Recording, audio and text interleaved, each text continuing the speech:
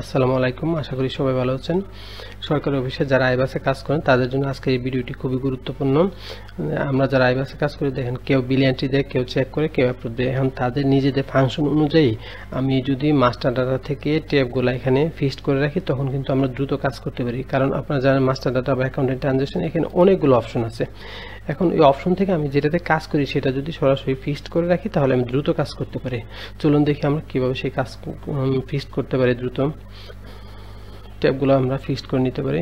এখানে ধরেন accounting transaction আছে, এখান থেকে আমার কি করতে হয়, মানে কন্ট্রাক্ট অ্যাপ্রুভ করতে হয়। তো এইখানে এই অপশনটা আমি বের করে এখানে একটা ট্যাব তৈরি করলাম। এই ট্যাবটা সিলেক্ট থাকা অবস্থায় আমি এখানে থেকে কন্ট্রাক্ট অ্যাপ্রুভাল আমি কিবোর্ড থেকে কন্ট্রোল-C দিয়ে কপি করে নিলাম। কপি করে কিবোর্ডে আমি কন্ট্রোল-D প্রেস করলাম। এখন ডান পাশে যে বক্সটি আসছে এখানে আমি এডিট অপশনে ক্লিক করলাম। দেখেন এখানে এখানে নেমের ডান পাশে একটি বক্স আছে। এই বক্সে কার্সরটি রেখে কন্ট্রোল-A দিয়ে পুরো লাইনটা সিলেক্ট করা অবস্থায় আমি কন্ট্রোল-B দিয়ে পেস্ট করে নিলাম। এখন দেখেন এখানে যে শিরোনামটা কন্ট্রাক্ট অ্যাপ্রুভাল এখানে লেখাটা চলে আসছে। এখন আমি এটাকে ডান দিলাম। দেখেন খুব সুন্দর একটা ট্যাব তৈরি হয়ে গেছে। এখন কিন্তু আমি এটা যদি কেটে দিই তাও সমস্যা নেই, এটা সবসময় থাকবে। এখন দেখেন এই যে আমি মনে করেন যে আমার এটা হোম পেজে আছে, আমি এখানে আইবাসে এখন আমি কন্ট্রাক্ট অ্যাপ্রুভ করবো। আমার মাস্টার ডাটা থেকে খুঁজে ওই মেনু থেকে গিয়ে নিয়ে আসতে হবে না। আমার কন্ট্রাক্ট অ্যাপ্রুভাল আমি এখানে সেভ করে রাখছি, একটা ট্যাব সেভ করে রাখছি। এই ট্যাবে ক্লিক করা মাত্রই আমি এখান থেকে সরাসরি গিয়ে কাজ করতে পারবো। আচ্ছা চলুন আরও কিছু অপশন দেখি।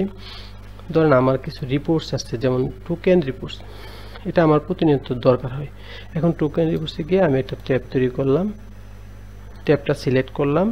সিলেক্ট করলে এখানে দেখেন শিরোনামটা চলে আসছে টোকেন রিপোর্টস।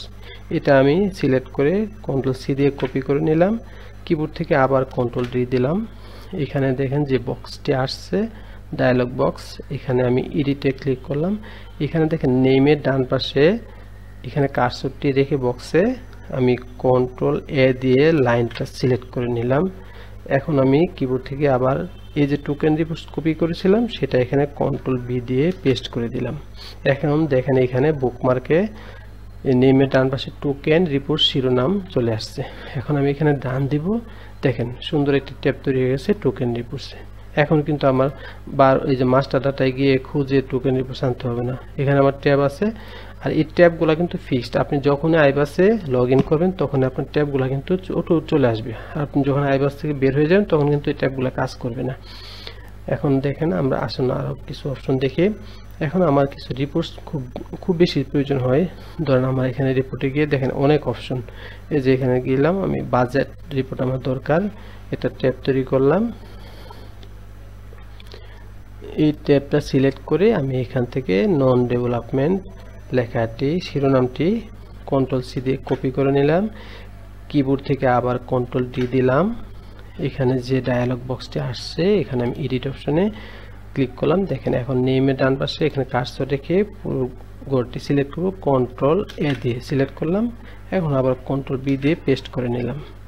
এখন দেখেন এই যে সুন্দর একটা হেডলাইন নন ডেভেলপমেন্ট, এখানে যে ফাংশনে আমরা ঢুকেছিলাম। এখন আমি ডান দিলাম, এখানে দেখেন সুন্দর নন ডেভেলপমেন্ট ট্যাব কিন্তু তৈরি হয়ে গেছে। এই ট্যাবগুলো কিন্তু ফিক্সড।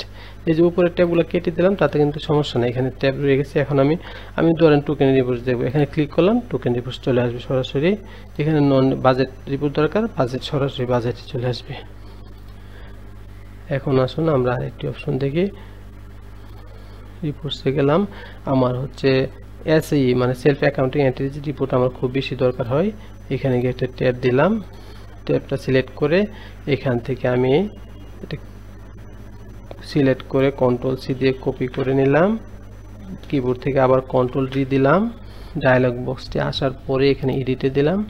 নেমের ডান পাশের বক্সটি এখানে কার্সর রেখে আমি কি করব, কন্ট্রোল-A দিয়ে পুরোটি সিলেক্ট করে নিলাম। এখন এখান থেকে কন্ট্রোল-B দিয়ে যে লেখাটি কপি করেছিলাম সেটা আমি পেস্ট করে দিলাম। দেখেন SAE ডিটেল রিপোর্টস শিরোনামটি চলে আসছে। এখন ডান দিলাম। দেখছেন এইভাবে কিন্তু আমি 4টা ট্যাব তৈরি করে নিলাম। এই ট্যাবগুলো কিন্তু ফিক্সড, আপনার আইবাস থেকে যাবে না। আপনি যখনই দরকার হয় SAE ডিটেল রিপোর্টস এখানে ক্লিক করলেন, সরাসরি আপনার এখানে রিপোর্টসটা দেখেন। একটু ওয়েট করেন, আমরা এখান থেকে দেখতে পাইতেছি। আইবাস মাঝে মধ্যে একটু স্লো হয়ে যায়, তো আচ্ছা, এখানে আপনার ক্লিক করলে সরাসরি মানে যে কোনো সময় দেখতে পাবেন। আমরা এই কাজটা করলে আমাদের অনেক সময় বাঁচবে, কেননা এখানে কিন্তু কোনো অফিসে আছে, কোনো কাজে অনেক মানে অনেক মেনু থাকে। দেখেন আমার নেট চলে গেছে, এই জন্য আমার এটা, আমি যখন ডিফেন্স ফাইন্যান্সে পেনশন অফিসে ছিলাম তখন এখানে মাস্টারডাটাতে এত বেশি অপশন ছিল যে খুঁজে খুঁজে এগুলোতে কাজ করা অনেক সময় লাগতো।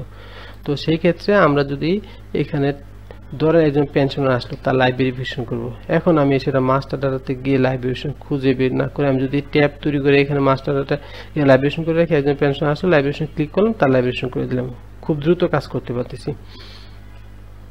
এক্ষেত্রে আমাদের কাজের গতি অনেক বৃদ্ধি পাবে। আর আমার ভিডিও ডেসক্রিপশনে আমি কিভাবে এটা করতে হয় ট্যাবগুলো ফিক্স করে সেটা কিন্তু আমি দিয়ে রাখবো। যদি আমার ভিডিওটি ভালো লাগে আপনারা আমার চ্যানেলটি সাবস্ক্রাইব করে দেবেন এবং ভিডিওতে লাইক কমেন্ট দিয়ে দিবেন। ধন্যবাদ সবাইকে।